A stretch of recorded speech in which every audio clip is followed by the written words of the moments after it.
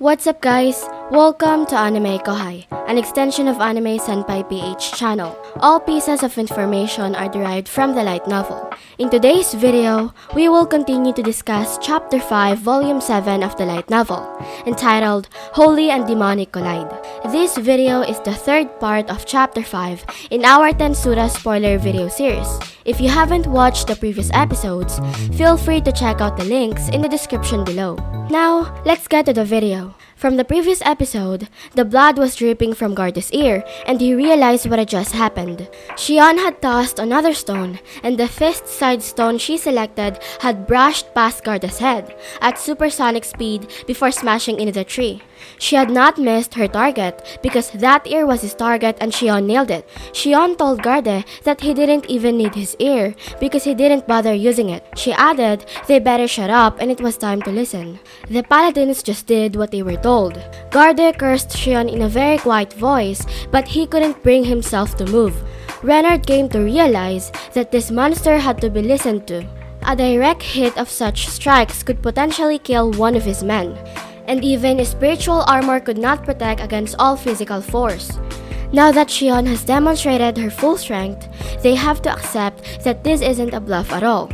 If she could launch such strikes faster than the battle sage like Garde could react, it was doubtful an ordinary paladin could perform much better. Renard finally made his choice to listen to her. After all, the longer the monster stayed inside the barrier, the weaker she would become. Renard said alright, they were ready to listen to her. Giving him a satisfying nod, Shion said that she wanted all of them to hit her with the most powerful attack they had, and she promised that she would take it squarely with her own body. If she stayed standing, she won and they would have to submit to her forces. Renard gave Shion a look of astonishment.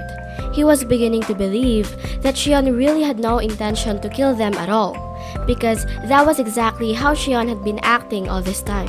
But before Renard could think about it, Garde, half dead, had already given his order. Garde told them they would accept the challenge, and immediately ordered the 4 paladins to sync up their spiritual force with him. Garde said that monster was too dangerous to keep alive, and told Renard to take control of it. Renard snapped out of it when he heard his own name, and said they needed to talk it over. But the 4 paladins had already started combining their forces together as instructed, and forming a stream of holy power, right at the vertex of the holy field. This stream of holy power was then reduced to pure magical energy, and would be increased by the addition of Garda's own strength. Without Renard guiding it, the spiritual force of these 4 paladins would go out of control. 6 fighters piling up against 1 would appear to be a cowardly move, but against a monster, victory is the only thing that matters. Renard made up his mind and told Garde that he would guide it. He then ordered to launch the infernal flame. Garde controlled the towering flames, an ultimate form of a spiritual magic that borrowed the powers of an elemental lord for the job. This power was too much for what Garde could control by himself, and now it was all being slammed down into the body of Shion. But Shion just beamed with excitement as she prepared her large blade. Shion said to herself that this had to be the best way to strike fear into their hearts. The next instant, she cut right through the infernal flame. It was a side effect of Shion's Master Chef unique skill. Although her actions usually indicated no rational planning whatsoever, Shion had been using multiple skills to create this effect. To protect herself, she first invoked the extra skill multi-layer barrier. Then she activated all-seeing eye and magic sense to examine her opponents for weaknesses. Using Master Chef's optimal action skill, she determined the flow of those heat waves in a single and natural motion, and cut through them to avoid the direct attack. Although the attack burned her skin off and put her in a terrible state, with her ultra-speed regeneration, her skin immediately started to fix itself up, and returned to normal in the blink of an eye. Then Shion told them that she won, and they had to surrender to her forces and release the barrier. Everybody was speechless in their response to Shion's declaration, and the paladins just nervously looked at Renard and Garde. Their pride as paladins had just been destroyed. Everybody was convinced except Garde. He even shouted that the monster could not underestimate the paladins. And as long as the barrier remained in place, the monster was completely helpless. Renard was shocked at Garde's reaction. As far as he knew, Garde was a man of reason, But this time, Garda just didn't know when to give up. Before they knew it, Shion's aura had surged, indicating danger across the woods. Shion told them that if they really refused to accept, then she would have to kill them now. Trembling with fear, Renard shouted to the Paladins to stop with the provocation and put their weapons down. But Garda shot him down by saying that Renard was fool, because a Paladin never accepted defeat. To Renard, Garda seemed like a different person. But before his confusion could fully converted itself into doubt, with that grunt of force accompanied by a sharp sound echoing across the sky, Shion's blade cut through the holy field. The barrier, the source of confidence for all Paladins, had been destroyed. Everybody was devastated by what they saw. How come a monster destroyed the holy field? A barrier capable of blocking all magic use. The Paladins murmured among themselves, and their words and faces were full of desperation. Shion, on the other hand, expected all of this as the obvious result. Shion knew it was not a dense multi-layer barrier at all. It was just a special barrier, modified to change the rules a little bit, and it so happens that modifying the laws of nature like that is Shion's specialty. Renard had no idea what any of that meant, but one thing was sure: using Master Chef, Shion had modified the results the holy field projected on the world. That was the guarantee results skill, which is the most valuable tool in the Master Chef arsenal. It is also the main reason why her food has gotten much better recently. One could say it is a waste to reserve such powerful skill for the kitchen, but Shion has just showed off its battle applications. The final result was that 4 paladins and 2 officers were struck dumb with fear. They wondered what possible way was there to defend against an opponent who was free to get the results she wanted by just thinking about them. The only way to counter that was to override her will with an even powerful one, primarily capable of messing around with the laws of nature. If nobody among them had that kind of power, there was nothing to be done. Just like what Shion had predicted, terror overtaken their heart. The fear was numbing to Renard, but his critical thinking allowed him to immediately realize what this meant. If fighting would mean distraction, then it would be best to surrender and find a way to stay alive. Garda could not accept the reality of what had just happened. As Garda babbled helplessly by Renard's side, Renard made his decision. In his shaking voice, as if waking up from a dream, Renard said that they surrendered, and he only hoped that Shion would offer a fair treatment to his forces. Finally and mercifully, Shion gave Renard a broad smile. For the first time, Renard looked right at her, and likewise responded with a firm and sincere smile. As Renard was thinking over his own words, he regained his composure and reflected on the day's events.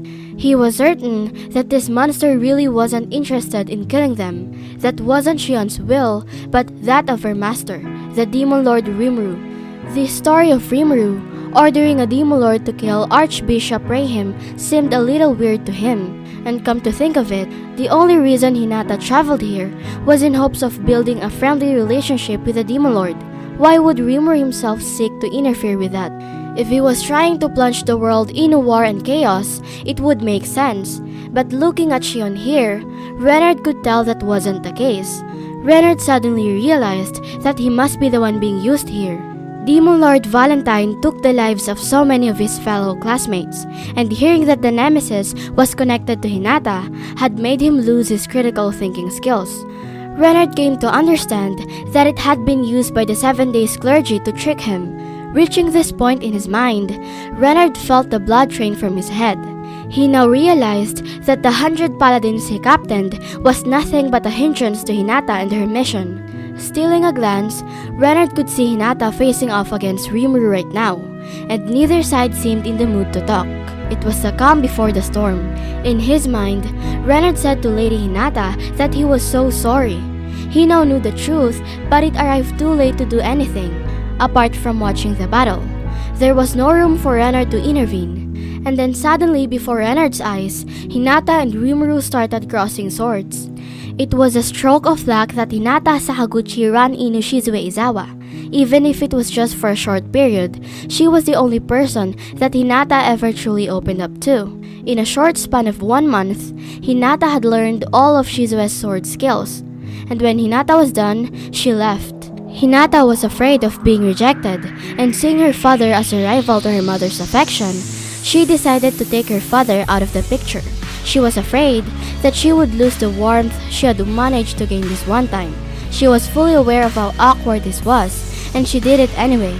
Hinata had killed her father for the sake of her mother, but all it did was break her mother's heart. Despite all of this, her mother loved her husband and got into religion because she needed prayer in order to deal with it.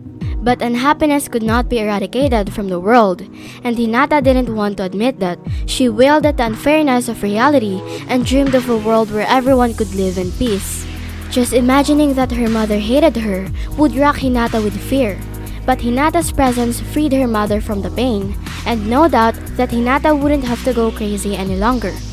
She could just go on and on like a machine and not worry about anything. Such were the kinds of fantasies Hinata lived with. That was why Hinata could never accept Shizue. If she did, and ended up hated for it, Hinata would likely make an attempt on her life. Hinata was well aware of that, and it drove her to leave before it happened. Hinata gained the power that allowed her to live in a world full of despair. A world where people could all too easily take other people's lives.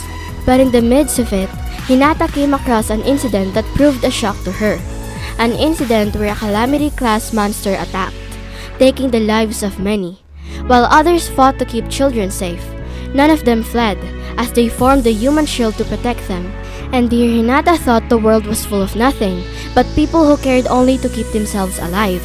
In this world, those who fight were called Paladins.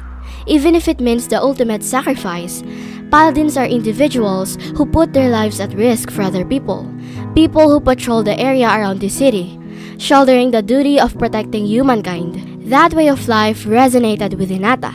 She decided to become a paladin herself in an effort to take advantage of her own power. If she could devote herself fully to battle, there was no need to worry about anything else.